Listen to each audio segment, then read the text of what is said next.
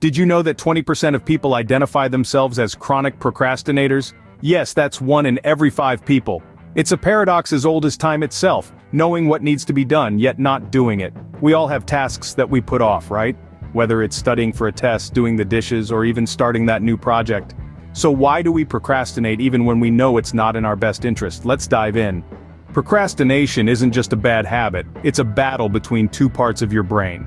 A fascinating truth, isn't it? Let's dive deeper into the science behind procrastination to understand this internal conflict better.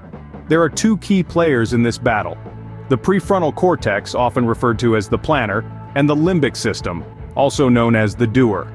The prefrontal cortex is the newer, more evolved part of our brain. It's responsible for decision-making, setting goals, and thinking about the future. In contrast, the limbic system is one of the oldest parts of our brain, and it's wired to seek immediate gratification and avoid discomfort. When you set out to do a task, your prefrontal cortex understands the long-term benefits and pushes you to get started. However, if the task seems challenging or boring, the limbic system steps in, urging you to do something more enjoyable instead. This tug-of-war between the planner and the doer is the root cause of procrastination. More often than not, the limbic system wins this battle because it's the default system that takes over when the prefrontal cortex isn't actively engaged. And that's why it's so easy to end up scrolling through social media when you have a project due.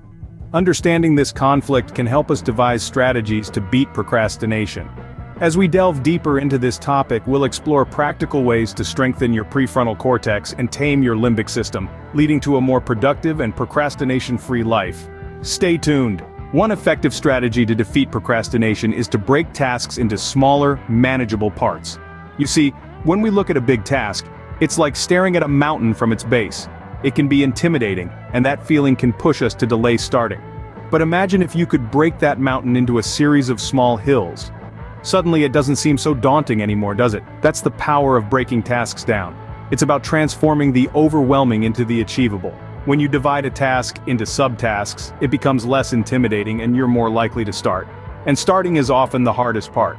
Moreover, each time you complete a subtask, you get a sense of progress and accomplishment. It's like a mini victory that fuels your motivation to keep going. So next time you're faced with a big task, remember to divide and conquer.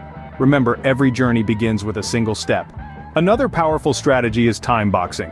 Ever heard of the Pomodoro technique? It's a perfect example of time boxing, a method that can help you overcome procrastination by dividing your work into manageable chunks with scheduled breaks. Picture this. You're facing a daunting task. Instead of letting it overwhelm you, you break it down into smaller tasks and assign a specific amount of time to each. That's your time box. And it's not an open-ended work marathon either. You can use the Pomodoro technique, where you work for 25 minutes, then take a 5-minute break. Repeat this cycle 4 times and then take a longer break. It's like turning your work into a game of beat the clock. You're racing against time to get your task done, and when that timer rings, it's time to step back, rest and recharge. Time boxing can turn a mountain of work into a manageable hill. Rewards are a great motivator, and they can be a powerful tool against procrastination. Think about it. We're often more motivated to do something when we know there's a reward waiting for us at the end. That's because rewards provide us with a sense of instant gratification, a feel-good factor that can kickstart our motivation to get started. But what kind of rewards are we talking about here? Well, it can be anything that brings you joy or relaxation. It could be an episode of your favorite TV show, a scoop of your favorite ice cream, or even a quick stroll in the park. The idea is to give yourself something to look forward to. Something that makes the task at hand less daunting and more appealing. Remember, it's not about bribing yourself to do the work, it's about creating a positive association with completing tasks. So don't forget to treat yourself every now and then. Ever noticed how you're more likely to get things done when someone else is counting on you? It's not just you. This is the power of accountability, a potent tool in your arsenal against procrastination. Imagine you're part of a study group. You've got a test coming up, and you're all planning to revise together. Knowing that your buddies are counting on you, you're less likely to put off your study session. It's not simply about letting them down, it's about not wanting to fall behind either. Or consider a workout partner. You might find it easier to hit the gym when you know someone is waiting for you. It's that friendly pressure, that gentle push that can help us overcome inertia and get started. The same principle applies in a work setting. Having a partner to share tasks with, to answer to, can be just the motivation we need to tackle our to-do list. Remember, Teamwork makes the dream work. Now that you have these strategies, it's time to put them into action. Remember, overcoming procrastination is about finding what works for you. Is it breaking tasks down into manageable chunks? Or perhaps time boxing is your gold mine?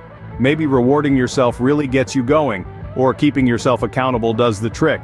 Experiment with these techniques, play around until you find your unique productivity formula. Start small, start somewhere, but most importantly, start now. We've all struggled with procrastination at some point or the other. Now it's your turn to join the conversation. Have you tried any of these strategies? Maybe you've discovered your own unique way to tackle procrastination. We'd love to hear about it. You never know, your story could be the motivation someone else needs. Remember, the key to overcoming procrastination is to start. So, what are you waiting for? Share this video with a friend who needs it, and don't forget to subscribe for more productivity hacks.